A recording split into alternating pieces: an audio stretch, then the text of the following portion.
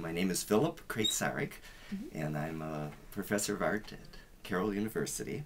I'm also the chairman of the Department of Visual and Performing Arts, so it includes theater and music. I've been teaching for a long time. I've been at Carroll 35 years. I teach sculpture, drawing, art history, electronic imaging, but what I do as an artist is photography. And in 2008, I had a show here at Carroll, which was part of my sabbatical work when I was on leave. And the work centered around photographs of female figures and Christian symbols. And the notion was adoration of women. And I'm using the Gothic time period in art history as my reference point, where churches were named after women saints, and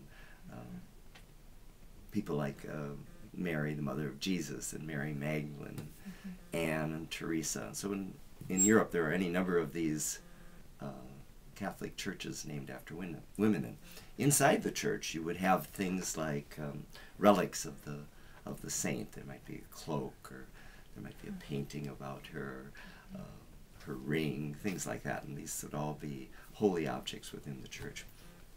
And so the notion of women in adoration is what I was kind of going after. So I've taken a lot of figure studies in my artwork, and I started incorporating them into rounded windows that were to look like stained glass, and I tried to put them within crucifix kind of shapes, and that was part of the show.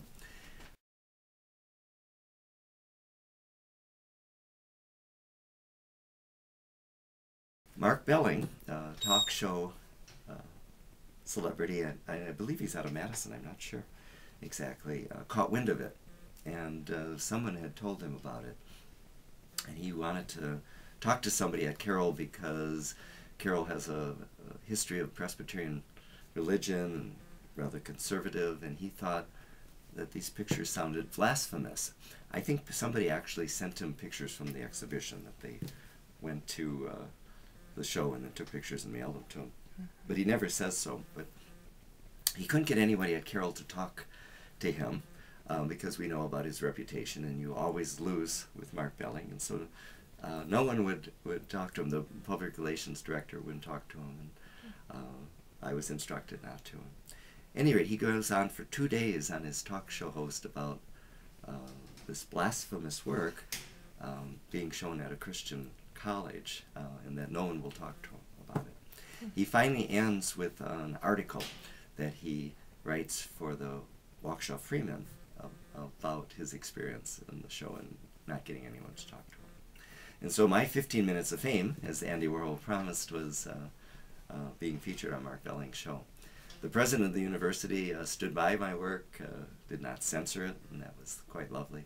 And then I showed the work at Mount Mary College in Milwaukee, and questions were brought up about the appropriateness of the work, and especially at Mount Mary. And again, the president of Mount Mary College stood by it, and the work was not censored. So, and evidently Mark Belling didn't hear about the second show because he didn't do any follow-up on it.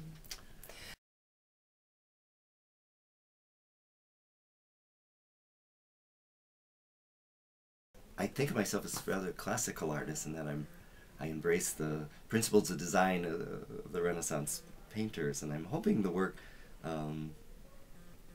isn't shocking as much as it is beautiful. I'm hoping they're beautiful compositions. I tried to make figure studies where I thought the lighting was appropriate and nice, and I will be showing some of the same pictures that Mark Belling covered on the show.